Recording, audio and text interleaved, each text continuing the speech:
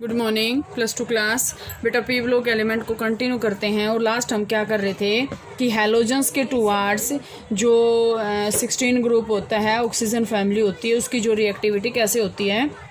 तो मैंने आपको वहाँ लास्ट बताया था कि वो जो है फॉर्मेशन जो है कंपाउंड्स बनते हैं, एक तो SF6 बनता है और एक SF4 बनता है। ये मैंने आपको बताया था कि सल्फ़र के जो फ्लोराइड बनेंगे वो आपके पास क्या बनेंगे, स्टेबल बनेंगे। तो यहाँ से बेटा अगर हम SF6 और SF4 की जो है प्रॉपर्टी को रीड आउट करते हैं तो बेटा SF6 क्या होता है आपके पास, मैंने आपको बताया था कि सल्फ़र के जो फ्लोराइड बनेंगे वो क्या बनेंगे, गैसेस फॉर्म में बनेंगे।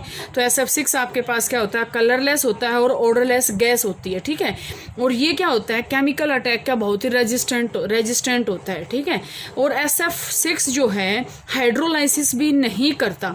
हाइड्रोलाइसिस क्यों नहीं करता बेटा, इसका ये रीज़न आ सकता है कि why SF6 does not undergo through या does not undergo on hydrolysis, कि हाइड्रोलाइसिस के अंडर ये क्यों नहीं जाता। क्योंकि देखो बेटा अगर हम इसका स्ट्रक्चर देखते हैं SF6 का स्ट्रक्चर क्या होता है, ऑक्टाहेड्रल ज्योमेट्री होती है। एक तो इसकी ऑक्टाहेड्रल ज्योमेट्री अगर है तो यहाँ से अगर हम इसका स्ट्रक्चर रीड आउट करते हैं, यहाँ S है, यहाँ पे आपके पास क्या होते हैं, यहाँ चारों तरफ फ्लोरीन है और यहाँ पे क्या है, यहाँ पे फ्लोरीन है। तो अब जो है हाइड्रोजन के साथ बॉन्डिंग कौन करेगा, मतलब हाइड्रोलाइसिस के थ्रू कौन जाएगा, सेंट्रल मेटल एटम ही जाएगा।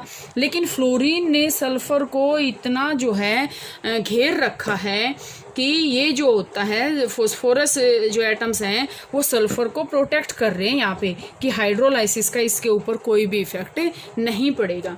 इसका मतलब क्या है, और इसको हम अगर पेपर में आ जाए तो ये थोड़ी कहेंगे कि इसको घेर रखा है। ये रीज़न क्या होता है बेटा, मैंने आपको बार बार 11th में भी बताया था, इसको हम बोलते हैं स्टेरिक हिंड्रेंस। और ये बार बार मैं आपको बताते भी हूँ, स्टेरिक हिंड्रेंस का मतलब क्या होता है, जहाँ पे भीड़ भाड़ वाला एरिया होता है। तो अब यहाँ से अगर हम देखें सल्फर के चारों तरफ बहुत भीड़ है, वाटर को आने की कोई जगह यहाँ पे मिलेगी नहीं, तो इसको हम बोलते हैं स्टेरिक हिंड्रेंस।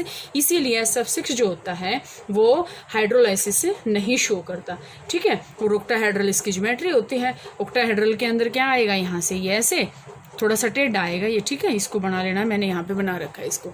तो इसकी ऑक्टाहेड्रल ज्योमेट्री होती है, स्टेरिक हिंड्रेंस के कारण ये जो है हाइड्रोलाइसिस के प्रोसेस को शो नहीं करता। इसके बाद बेटा अगर हम देखें SF4 का, तो जो SF4 का यहाँ पे आपके पास स्ट्रक्चर आएगा, SF4 का आपके पास होता है ट्राइगोनल बाई पिरामिडल। और ट्राइगोनल बाई पिरामिडल में आपके पास कैसे आएगा, ये यहाँ से स्ट्रक्चर जो है ऐसे आएगा ट्राइगोनल बाई पिरामिडल का, ठीक है। ये जो दो हैं लोन पेयर रह जाएंगे, यहाँ पे क्या है, फ्लोरीन है और यहाँ पे भी क्या है, फ्लोरीन है। तो यहाँ से आपके पास क्या आएगा कि इसकी अगर हम SF4 की अगर हम प्रॉपर्टी को रीड आउट करते हैं तो ये क्या है, बहुत ही रिएक्टिव गैस है, ठीक है।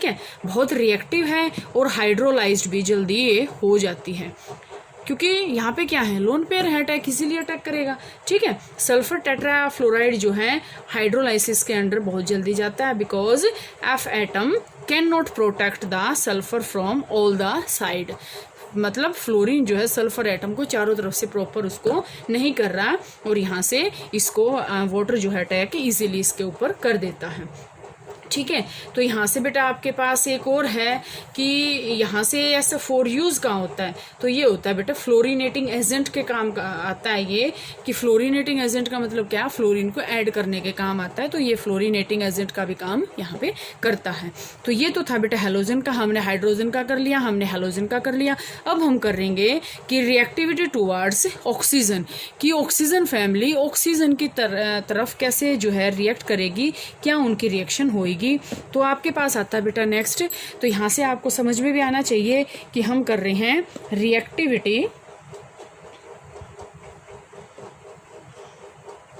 Reactivity towards oxygen.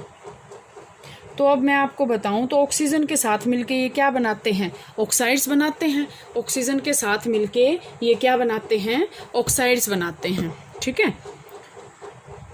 ऑक्साइड्स की ये क्या कर लेते हैं, फॉर्मेशन कर देते हैं, ठीक है। यहाँ पे आपके पास ये किस दो टाइप्स के ऑक्साइड बनाएंगे बेटा, फॉर्मूले क्या क्या हैं, EO2 एंड, और दूसरा आपके पास ये क्या बनाएंगे, CO3। ये दो टाइप्स के आपके पास ये ऑक्साइड बनाएंगे। और ई आपके पास यहाँ से क्या है, देखो ऑक्सीजन तो मिलम बनाएगा नहीं, ठीक है। तो यहाँ से अगर ऑक्सीजन नहीं बनाएगा तो यहाँ से क्या आएगा, इसके यहाँ से ई क्या है आपके पास, सल्फर, और आपके पास यहाँ से और क्या था, सेलेनियम, टेलुरियम और पोलोनियम। तो ये जो आपके पास एलिमेंट्स है बेटे, ये आपके पास क्या बनाते हैं, ऑक्साइड्स बनाते हैं, ठीक है। तो ऑक्साइड्स बनाने के जो है यहाँ पे आपके पास क्या आएगा, सबसे पहले हम करते हैं डाइऑक्साइड्स। मतलब डाइऑक्साइड्स का मतलब क्या है, यहाँ पे ये EO2 वाले फार्मूले को हम जो है करेंगे, ठीक है। सल्फर का अगर हम देखें तो सल्फर देखो, सबसे पहले हम EO2 वाला कर रहे हैं, तो सल्फर ई की जगह हम क्या लेंगे, सल्फर। तो यहाँ से हमने ले लिया सल्फर और O2 एज इट इज है। SO2 बनाना हमें, तो SO2 आपके पास बनेगा कैसे, देखो सल्फर एसेट की फॉर्म में एग्जिस्ट करता है, एसेट प्लस हमने क्या कर दिया, O2 कर दिया। तो यहाँ से आपके पास क्या आएगा, 8SO2। हम इसको बैलेंस करेंगे तो 8 लगा देंगे, ये क्या बन गया आपके पास, SO2। और इसी तरह आपके पास क्या बनेगा, SiO2, TeO2, टेलुरियम ऑक्साइड और पोलोनियम ऑक्साइड, ये बनाएंगे, ठीक है। इसके बाद आपके पास क्या है बेटा कि ये जो है सॉलिड स्टेट में एग्जिस्ट करते हैं। ये आपको नोट करना है कि ये सारे के सारे जो हैं सॉलिड स्टेट में एग्जिस्ट करेंगे। और ये जो है वीक वैंडरवाल फोर्सेस ऑफ अट्रैक्शन के कारण क्या होएगा, सॉरी अभी मैं आपको यहाँ से बता रही हूँ कि ये जो SO2 है इसके अंदर बहुत ही वीक वैंडरवाल फोर्सेस ऑफ अट्रैक्शन है, जिसके कारण जो रूम टेम्परेचर पर है SO2 किस फॉर्म में एग्जिस्ट करेगा, गैस के फॉर्म में एग्जिस्ट करेगा, ठीक है। और सल्फर डाइऑक्साइड की शेप कैसे होती है, अगर हम सल्फर डाइऑक्साइड की शेप देखें तो कैसे होती है, ये सल्फर है, यहाँ पे डबल बॉन्ड ऑक्सीजन और यहाँ पे डबल बॉन्ड ऑक्सीजन।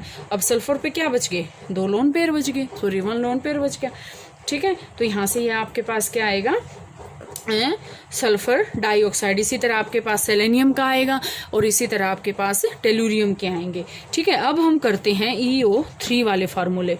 तो EO3 वाले फार्मूले के अंदर देखो बेटा आपके पास क्या क्या बनेगा, आपके पास बनेगा SO3, SeO3 बनेगा, और क्या बनेगा, TeO3, ये भी बनेगा, टेलुरियम भी, ठीक है।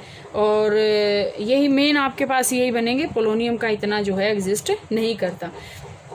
तो यहाँ से आपके पास क्या बनेगा, ये जो होता है SO3, अगर मेन हम SO3 की बात करें तो ये भी जो है गैसियस फॉर्म में एग्जिस्ट जो है करता है, गैसियस फॉर्म में एग्जिस्ट करेगा। और आपके पास क्या आएगा बेटा कि SO बॉन्ड के कारण जो यहाँ से आपके पास, अगर हम सेलेनियम ट्राइऑक्साइड का अगर फार्मूला देखें तो यहाँ से ये ऐसे आएगा SSO,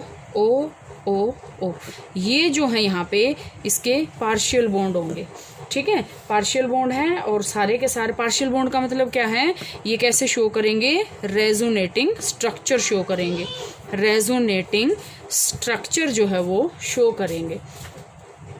तो रेजोनेटिंग स्ट्रक्चर शो करेंगे तो यहाँ से आपके पास क्या आएगा बेटा कि यहाँ से आपके पास ये ट्राइऑक्साइड भी आ गया। अब आपके सिलेबस में है बेटा डाइऑक्सीजन। डाइऑक्सीजन की अगर हम स्टडी करते हैं तो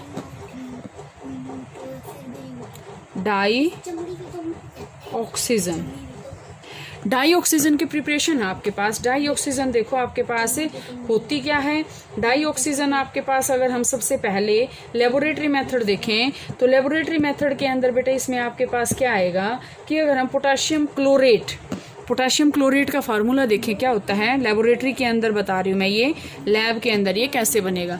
तो लैब के अंदर ये कैसे बनेगा, अगर हम पोटाशियम क्लोरेट का फार्मूला होता है KClO3, ठीक है।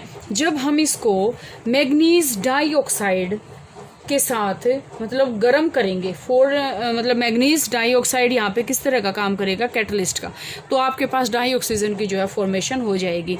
आपके पास यहाँ से क्या बन जाएगा KCl, अगर हम इसको करेंगे बैलेंस 2 KCl बन गया, और यहाँ से आपके पास क्या बन जाएगा 3O2, और ये आपके पास क्या है डाइऑक्सीजन गैस, ठीक है। और यहाँ से बेटा आपके पास जो है और हम कहाँ से कर सकते हैं, और हम कर सकते हैं इसको सोडियम ऑक्साइड से, सोडियम परऑक्साइड से और वाटर के बीच में अगर हम रिएक्शन करेंगे तो भी बन सकता है। लाइक हम क्या करेंगे H2O2 सोडियम पर ऑक्साइड है, इसके साथ हम क्या मिलाएंगे, वाटर में मिलाएंगे, तो यहाँ से आपके पास क्या बन जाएगा, सोडियम हाइड्रोक्साइड बन जाएगा और डाई ऑक्सीजन गैस जो है वो बाहर निकल जाएगी। तो ये भी प्रिपरेशन होगी इसकी। इसमें आपकी प्रिपरेशन है, बुक में दे रखी हैं, आप यहाँ से इसको कर लेंगे। कोई प्रॉब्लम आती है तो वो पूछ लेना। ऑक्सीजन की प्रॉपर्टी सबको पता है, कोई प्रॉब्लम नहीं आएगी इसमें। इसके बाद अगर हम इसमें बात करेंगे टॉपिक की, तो केमिकल प्रॉपर्टीज करेंगे बेटा और एनोमैलस बिहेवियर करेंगे ऑक्सीजन का, वो जो है कल करते हैं।